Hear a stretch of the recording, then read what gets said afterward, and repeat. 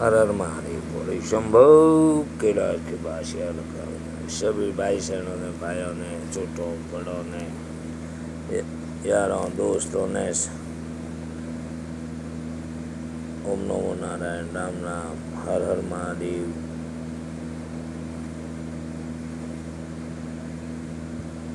रामायण दूसरा अध्याय। अर्जुन कहे श्री कृष्ण को सुनो कृष्ण भगवान, देखना साऊं जो आज मैं दोनों सैन महान जो वीर लड़ने आई, क्या क्या उनके नाम सैन संग कितनी लाई।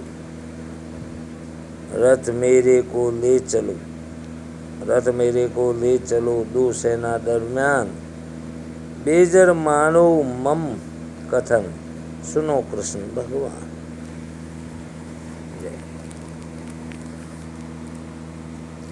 संजय ने कहा, हे धृतराष्ट्र। तब श्री कृष्ण व्याकुल चित्त अर्जुन से बोले, हे अर्जुन, अनार्य के सेवन करने योग्य अप्यस कारक मोह इस समय तुम्हारे मन में कहाँ से आया।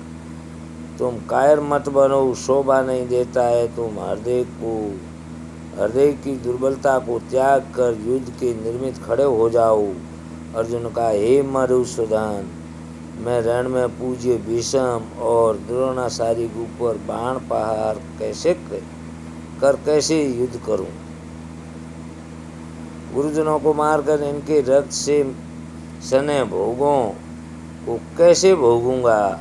हम नहीं जानते कि संग्राम में हम दोनों में से कौन जीतेगा। यदि हम जान भी ले तो भी जिनको मार करके हम जीवित रहना नहीं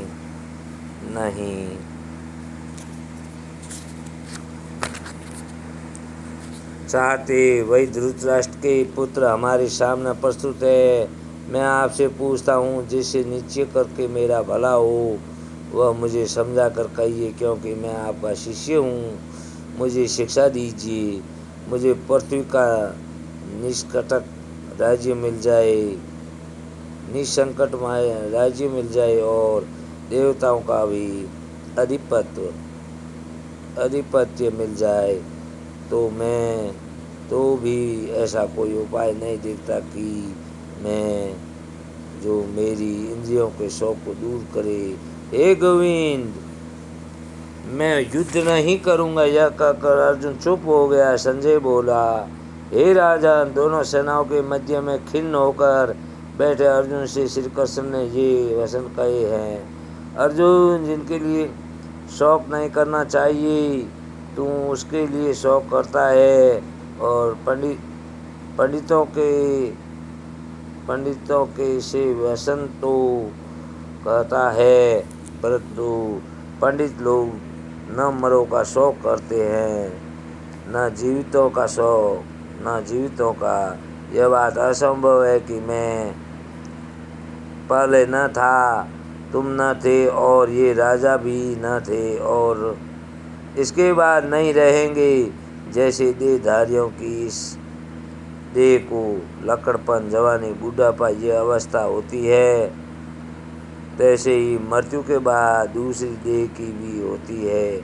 इसलिए पंडित लोग मोह को प्राप्त नहीं होते हैं। हे नरश्रेष्ठ, सुख दुख को सम्मान मानने वाले जिस वीर पुरुष को ये ब्रह्म पदार्थ कलेश नहीं देते, वह मोक्ष पाने का अधिकारी है।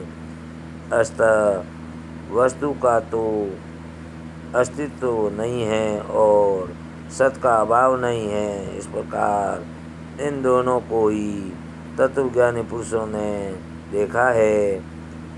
जिससे सारा संसार व्याप्त है और उसको अविनाशी जानो, क्योंकि इस नाश रहित आत्मा का विनाश करने में कोई समर्थ नहीं है। अतः हे भारत, तुम युद्ध करो। जो पुरुष इस आत्मा को मारने वाला है तथा जो मरने वाले मानते हैं, वे दोनों ही ज्ञानी नहीं हैं। क्योंकि यह आत्मा न मरती है न मारती है। आत्मा न कभी जन्मती है और न कभी मृत्यु को प्राप्त होती है। नष्ट होने पर भी वह नाश को प्राप्त नहीं होती। जो पुरुष इस आत्मा को नित्य, अविनाशी, निर्विकार और अजन्मा जानता है, वह किसको करावेगा और किसको मारेगा। जिस प्रकार मनुष्य पुराने वस्त्रों को फेंक कर नए वस्त्र ग्रहण करता है, उसी प्रकार आत्मा पुरानी देह छोड़कर नई देह धारण करती है। आत्मा को शस्त्र नहीं काट सकते हैं, अग्नि नहीं जला सकती है, जल भिगो नहीं सकता है। यह अविनाशी, सर्वव्यापी, स्थिर, असल और सनातन है। यह इंद्रियों से जानी नहीं जा सकती, यह कल्पना से भी परे है। इसलिए ऐसा जानते हुए तुम्हें शौक करना उचित नहीं है।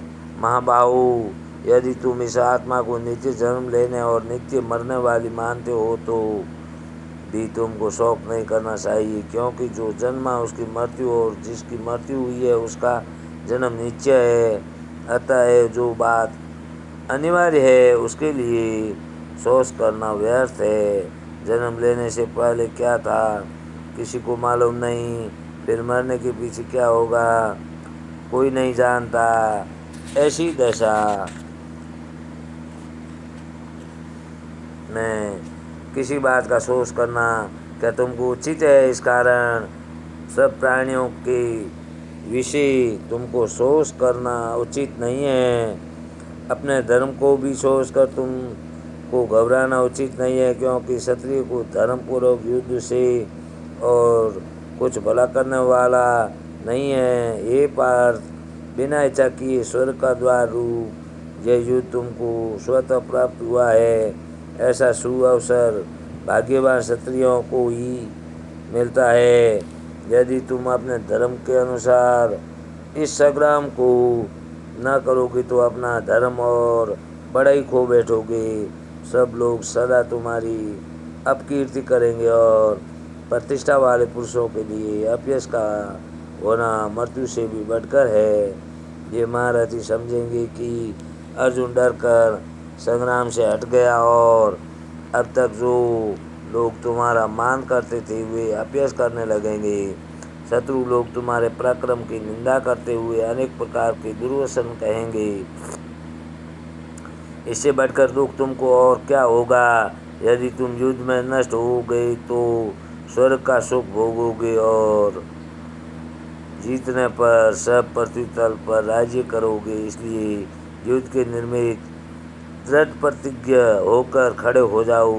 सुख दुख, लाभ हानि, जय पराजय, इनको सम्मान समझकर लड़ने के लिए तैयार हो। ऐसा करने से तुम पाप को प्राप्त नहीं होंगे।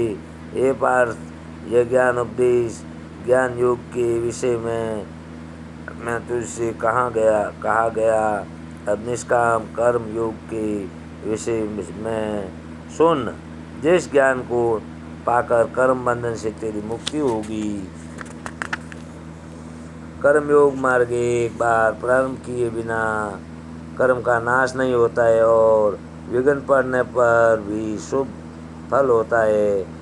और इस कर्म का केवल प्रारंभ ही संसार के भय से छुड़ाकर पूर्ण ब्रह्मा प्राप्त कराता है।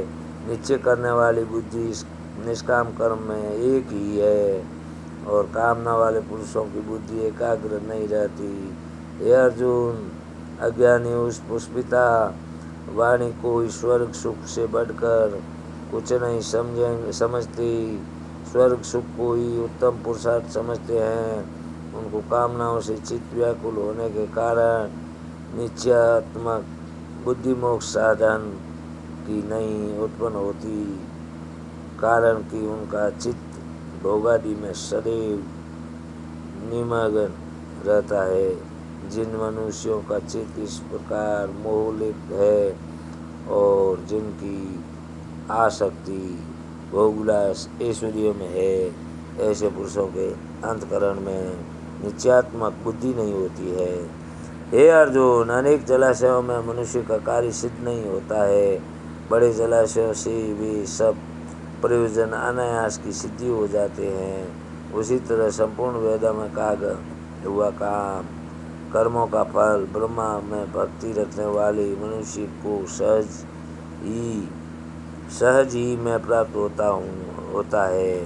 तुमको केवल कर्म करना चाहिए, फल तुम्हारे अधिकार में नहीं है। तुम न तो फल की अभिलाषा से काम करो, न निकम्मे ही रहो। फल की आशा त्याग कर कार्य की सफलता को सम्मान मानकर तुम योगस्थ होकर कर्म करो। यही कर्म ज्ञान योग है। बस बुद्धि योग सहित कर्म से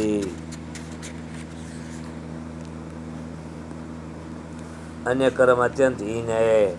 इसलिए तुम बुद्धि योग का आश्रय ग्रहण करो। फल की इच्छा रखने वाले निकृष्ट होते हैं। निष्काम कर्म करने वाला पुरुष ईश्वर कृपा से इसी संसार में सुकृत तथा दुष्कृत इन लोगों को ही त्याग कर देता है। इसलिए तुम निष्काम कर्म में प्रवृत्त हो।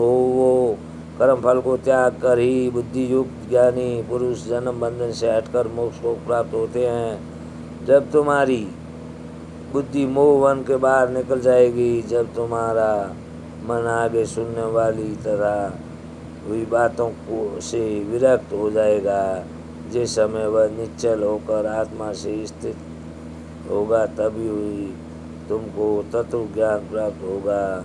अर्जुन ने पूछा, हे केशव, आत्म स्वरूप में निश्चल बुद्धि वाला किसको कहा है? उसके लक्षण क्या है?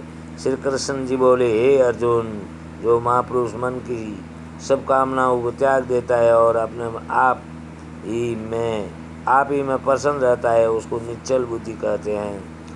दुख में किसके मन को खेद नहीं होता है और सुख में किसको आसक्ति नहीं होती है, और प्रीति भय क्रोध जिसको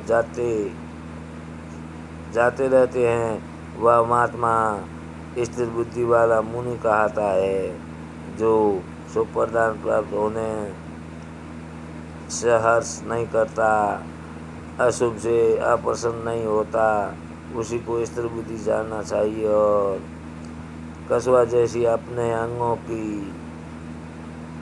को सिकोड़ लेता है, उसी तरह जो पुरुष अपनी इंद्रियों को विषयों से हटाता है, उसी को बुद्धि का स्तर जानना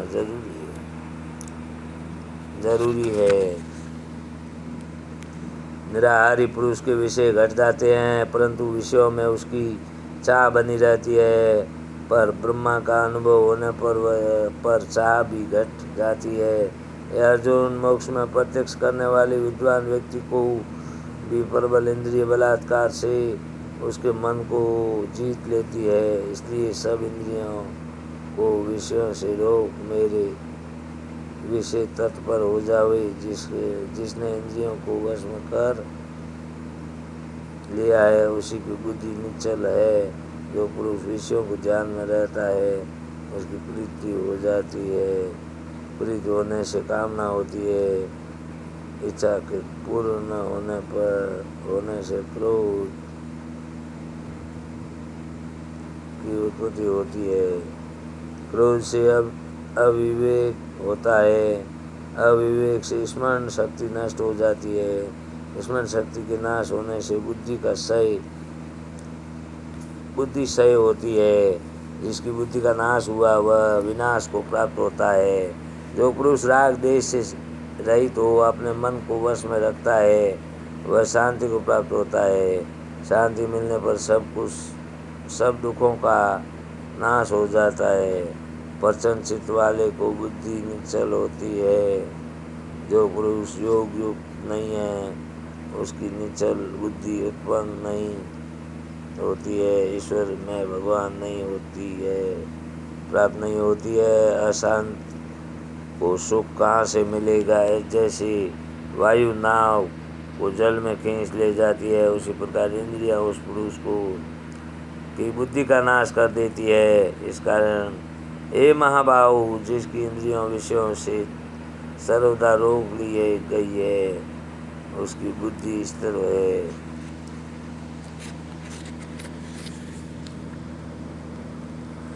जो सब प्राणियों की रात है, उसमें संयमी जागता रहता है, और प्राणी मात्र जिस समय जागते हैं, मुनिजन की वह रात्रि है। जल से भरे समुद्र में और नदियों का जल भरने पर भी वह अपनी मर्यादा पर रहता है। उसी प्रकार जिस प्रभु से ईर्ष्या के रहने पर भी सब कुछ विषय भोग प्रवेश नहीं करते हैं, उसी को शांति मिलती है। ये विषयों की इच्छा करने वालों को शांति नहीं मिलती है। कामनाओं से होकर तथा इच्छा रहित विशालता को वह शांति को प्राप्त होता है। ये पार्थ, ब्रह्मा स्थिति यही है। ऐसी स्थिति मिल जाने पर प्राणी फिर मोह से नहीं फंसता और अंत समय में निर्वाण ब्रह्मा को प्राप्त होता है।